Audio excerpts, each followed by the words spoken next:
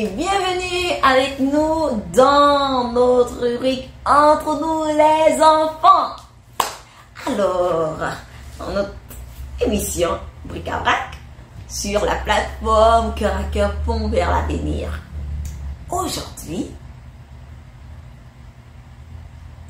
nous allons parler d'écoute. Toujours de l'écoute. Certainement, vous allez me dire, mais pourquoi on parle toujours de l'écoute? Parce qu'il est important d'écouter.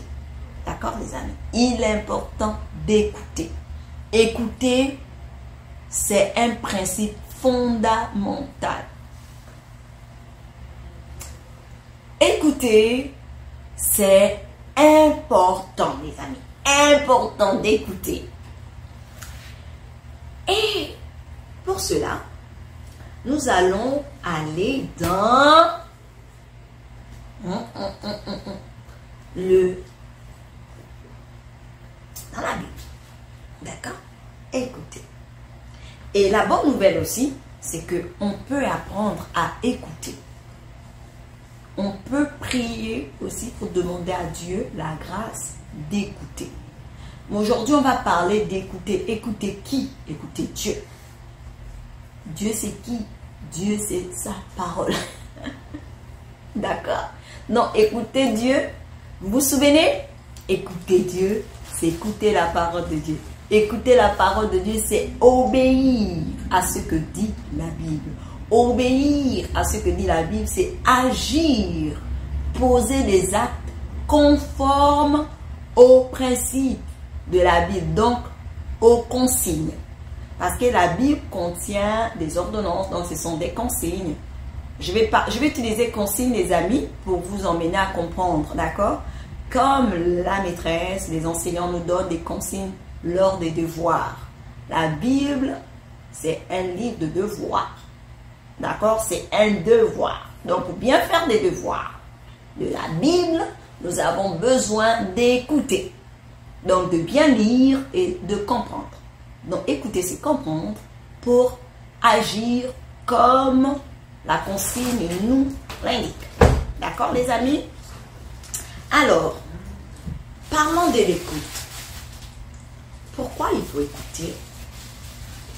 Et quels sont les bénéfices de l'écoute? Nous avons dit que que Dieu parle tantôt d'une façon, tantôt d'une autre, dans nos émissions précédentes.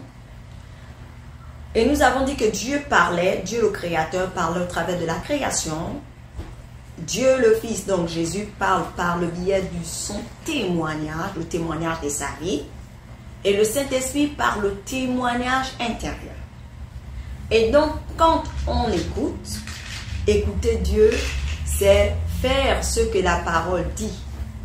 Et nous avons aujourd'hui, on va parler du peuple de Dieu, le peuple d'Israël. On va aller dans le livre de la Genèse, je dirais pas Genèse, dans le livre de Deutéronome. Voilà, j'en reviens. Deutéronome, verset 28. Le livre de Deutéronome, la particularité du livre de Deutéronome, les amis, ici, on a quelque chose de très important où on voit déjà Deutéronome, je vais vous donner un bonus, les amis. Vous savez ce qu'il veut dire Deutéronome? Deutéronome veut dire répétition. D'accord? Donc, ce qui fait que quand vous allez lire le livre de Deutéronome, si vous ne le savez pas, vous allez trouver toujours que dans ce livre-là, il y a des choses qui se répètent. Tout ce que Dieu a dit dans la Genèse, il y a souvent la répétition, la répétition, la répétition, la répétition, la répétition, la répétition. Donc, Deutéronome veut dire répéter. Encore et encore. D'accord? Ce qui fait que quand vous allez lire dans le livre de Deutéronome, vous allez voir qu'il y a la répétition. Souvent. Il y a la répétition souvent. Alors, dans le livre de Deutéronome 28, je vais ouvrir la Bible, les amis. La prochaine fois, j'espère que vous aurez vos Bibles avec vous, là. Dans le livre de Deutéronome, le verset 28, je vous encouragerai à lire. Voilà. Du verset 1 au verset 14, on parle des bénédictions les promesses que Dieu donne. Je vous disais tantôt que bénédiction ou bénir veut dire du bien. D'accord? Dire du bien. Quand, par exemple, tu dis à quelqu'un que Dieu te bénisse, tu es en train de bénir la personne. Quand tu dis à la personne, par exemple, quand les personnes font souvent éternuer, on dit souvent santé, on est en train en fait de bénir quelqu'un. On dit à quelqu'un, oh, pendant, peut-être qu'il fête son anniversaire, je te souhaite le bonheur. Je te souhaite le bonheur, c'est une bénédiction qu'on donne à la personne. Par exemple, lorsqu'on dit bonjour, c'est une bénédiction qu'on donne. Donc les amis, vous qui ne saluez pas souvent des personnes, apprenez à saluer des personnes. Quand tu dis à quelqu'un bonjour, tu es en train de lui souhaiter un bonjour. Bonsoir, c'est-à-dire tu lui dis, je te souhaite un bonsoir. Je te donne la bénédiction de passer une bonne soirée. En d'autres mots. D'accord? Il est important de bénir les autres. Et donc, je disais tantôt, aujourd'hui on va parler de l'écoute. L'écoute est liée à l'obéissance, d'accord les amis? Et ne pas écouter, c'est lié à la désobéissance. Et si vous vous souvenez que l'écoute, en fait ici l'obéissance c'est la clé pour voir la manifestation de Dieu dans nos vies. L'obéissance ou encore l'écoute de Dieu, d'accord, c'est la clé pour réussir. Même à l'école, prenons un exemple. Quand l'enseignant donne une consigne, les élèves qui écoutent, ils sont gardés des punitions. Et les élèves qui n'écoutent pas, ils sont exposés à la punition. Donc, l'écoute d'une consigne nous épargne bien des choses. Et ici, parler de l'écoute comme la clé pour recevoir les bénédictions, donc les promesses que Dieu, l'accomplissement, la concrétisation des promesses de Dieu dans nos vies, pour voir la renommée de Dieu s'accroître, c'est-à-dire grandir en nous, avoir le témoignage de la manifestation physique et palpable de Dieu dans nos vies, passe par la connaissance de la parole de Dieu. Et pour cela, nous allons parler et nous allons de manière illustrative par le biais de l'histoire de Josué qui a écouté Dieu. Et nous allons voir comment il a utilisé la clé de l'obéissance pour réussir devant une impossibilité, historiquement parlant, physiquement parlant, et je sais pas, mettons tout ce qu'on veut, comment Josué, au travers de son écoute aux instructions que Dieu lui a données, il a été victorieux. Et la prochaine fois aussi, nous allons voir comment ceux qui n'ont pas écouté, les conséquences de ceux qui n'écoutent pas. D'accord les amis? Alors, on va commencer avec l'histoire de Josué. Alors, Josué était le serviteur de Moïse. Moïse, c'est celui par qui Dieu est passé pour délivrer le peuple d'Israël de l'Égypte. Moïse, c'est le bébé que la maman avait mis dans une corbeille dans le fleuve, je crois, le Nil, si mes souvenirs sont bons. Et la fille de Pharaon l'a recueilli et l'a élevé comme son fils.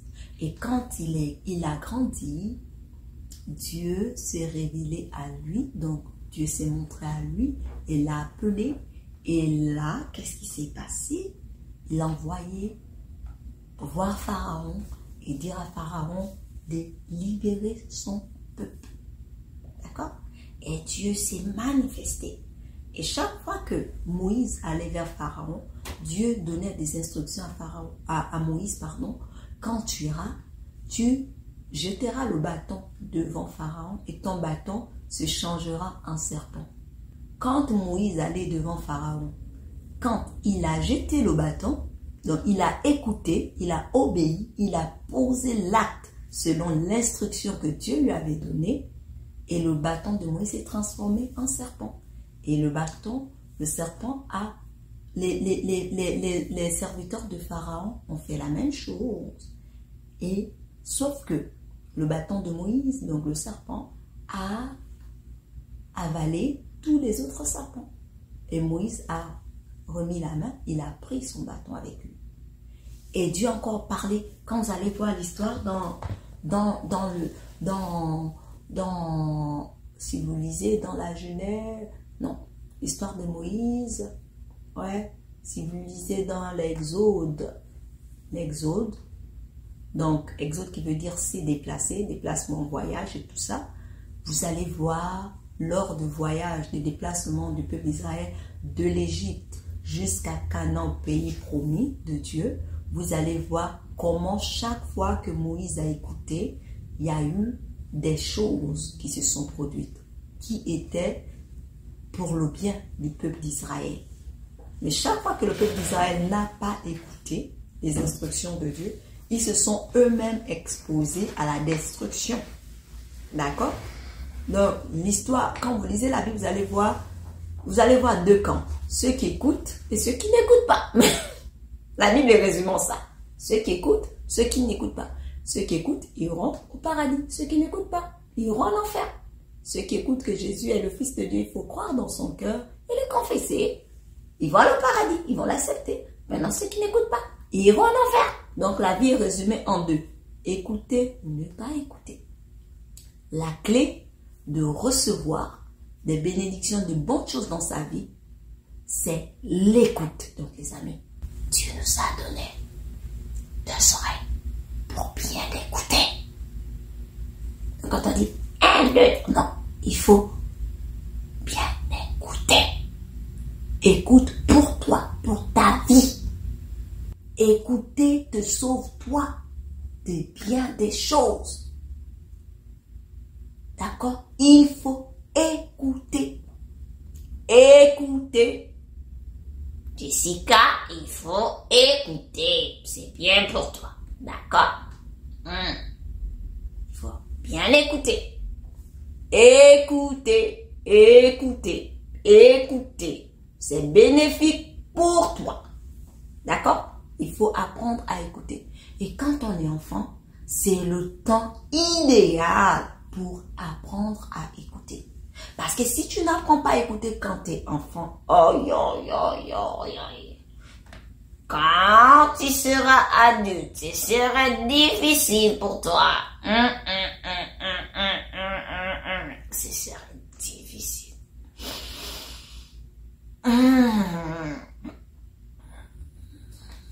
Alors, donc, après, Moïse est mort. Après la mort de Moïse, donc Josué succède à Moïse, donc prend la place de Moïse. Josué devient le chef en fait. D'accord? Et là, Josué, il se retrouve devant un défi.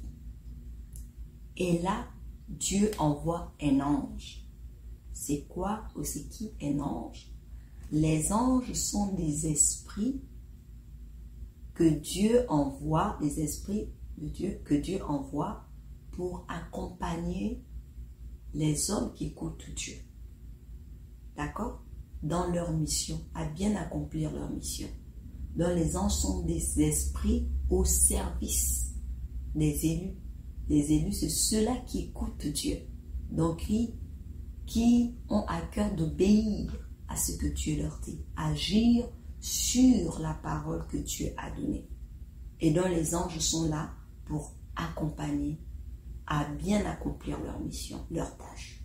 D'accord? Et les anges sont des messagers. Et les anges sont des... Voilà quoi. Ce sont des serviteurs. Mais ce sont des esprits. D'accord? On peut les voir quand Dieu nous fait la grâce, soit dans un rêve, ou c'est possible de les voir. C'est possible de sentir leur présence, mais le plus souvent, ils sont là, on ne les voit pas. D'accord? Et au passage, on est pris par les anges. D'accord? Les anges sont on prie seulement Dieu. Ok. Donc, alors que Josué était là, il y avait une grande ville, la ville de Jéricho. Waouh, Jéricho. La particularité de cette ville de Jéricho, la Bible dit d'elle que c'était une ville fortifiée, les amis. Quand j'étais au Gabon, quand on parlait des villes fortifiées, bon, je regardais souvent dans des films, je n'avais pas compris qu'est-ce que cela voudrait dire. Mais au cours de mes études, lorsque je suis allée en Italie, dans une ville qu'on appelle la ville de Sienne, c'est une ville, je crois, de 7 portes. La ville, elle est, disons, le centre est sur 7 portes. Et il y a des grandes portes. Et là-bas, j'ai vu des portes de plus de 200 ans. Donc, quand on parle d'une ville fortifiée, et quand je suis arrivée là dans cette ville de Sienne, j'ai vu ça, j'étais émerveillée. Parce qu'un jour, ils ont fermé les portes de la ville. Donc, personne ne pouvait rentrer. Ce sont des grandes portes. Et c'était pénible. Parce que pour aller à mon université, exemple, je devais passer par une porte qu'on appelait la porte à Toufi. Et soit j'avais cette porte à Toufi, ou encore une autre porte pour aller à mon université de jurisprudence et sciences politiques. Il y avait cette porte-là. Mais quand il y avait des grands événements, ils fermaient la porte. Et je peux vous dire, dans cette grande porte-là, les bus passaient par cette grande porte aussi. Elle est grande. Au point des bus, des voitures passaient. Je suis restée, waouh, mais c'était donc ça, un peu, une image un peu de Jéricho. J'ai pu voir un peu quand la Bible parle de une ville fortifiée. Et la particularité des murs de Jéricho, selon certains historiens, l'épaisseur des murs, si mes souvenirs sont sont bons là, c'était plus de 3 mètres d'épaisseur.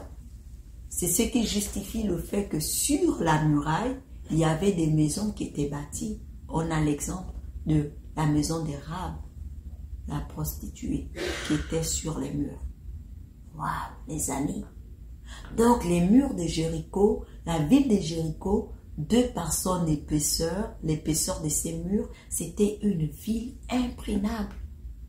Une fois qu'ils avaient fermé les portes de la ville, aucun ennemi ne pouvait rentrer. Donc les personnes, les habitants de Jéricho étaient en sécurité. Parce que personne ne pouvait rentrer. Waouh! Et même si les ennemis voulaient, à cette époque, il n'y avait pas des chars. Comme nous, aujourd'hui, nous avons des chars. Il n'y avait pas des bombes, comme aujourd'hui, on peut en parler. Donc, il faudrait comprendre le contexte, les amis. Il n'y avait rien de tel. Et là, waouh! Comment faire? Mais Dieu qui est tout puissant, Dieu qui est au-dessus de tout, et Dieu a plusieurs attributs, donc plusieurs noms qualificatifs. L'un de ces noms, c'est l'Éternel des armées. L'Éternel des armées, c'est-à-dire dans l'éternité. Éternel, ça veut dire éternité. Dans l'éternité des armées. Donc, il est l'Éternel. Dans l'éternité des armées. Donc, les armées, on a les forces de l'ordre et tout ça. Donc, c'est lui le maître de toute stratégie. Il est au-dessus de toute stratégie. Et dire que l'écoute de Dieu, donc obéir à la parole de Dieu, c'est la clé pour rentrer en possession des bénédictions, des promesses, de tout ce que Dieu nous a montré. C'est au travers de l'histoire de la prise de Jéricho, on peut voir le bénéfice de l'écoute. Et là, l'Éternel des armées envoie un ange à Jéricho. à Josué. Et l'ange donne des instructions de Dieu à Josué. Il lui dit, voici la ville de Jéricho. Vous allez vous lever et vous allez marcher. Vous allez faire le tour de la ville sans parler. Ils l'ont fait le tour de la ville. Donc, l'instruction, c'était que les enfants d'Israël marchent pendant plusieurs jours, disons dans l'intervalle d'une semaine, ils fassent le tour de la ville. Le premier jour, ils ont tourné une fois, ils ne devaient pas parler. Fort, disons. Ils ont fait une fois, 2 fois, 3 fois, 4 fois, 5 fois, 6. Et le dernier jour, ils devaient faire le même nombre de tours. Donc cela a nécessité l'organisation des enfants de Dieu, de s'élever tôt pour pouvoir commencer à marcher, pour faire tous les tours.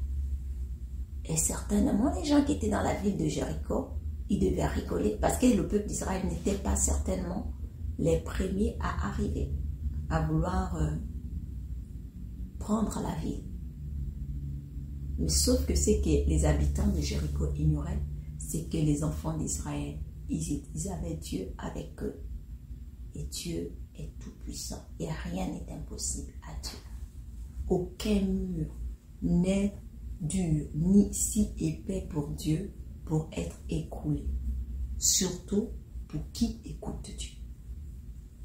Rien n'est impossible à Dieu dans nos vies pour qui obéit. Rien. Rien. Et là, ils ont commencé à marcher. Ils ont marché. Ils ont tourné une fois. Selon ce que Dieu avait dit, 2 fois. 3 fois. Etc. Après. L'autre instruction, c'était après, ils devaient crier pour célébrer des joies. Aïe, aïe, aïe, aïe, les amis. Après qu'ils ont écouté en marchant, en tournant, en faisant tout ce qui avait été dit, ils ont poussé des cris de joie.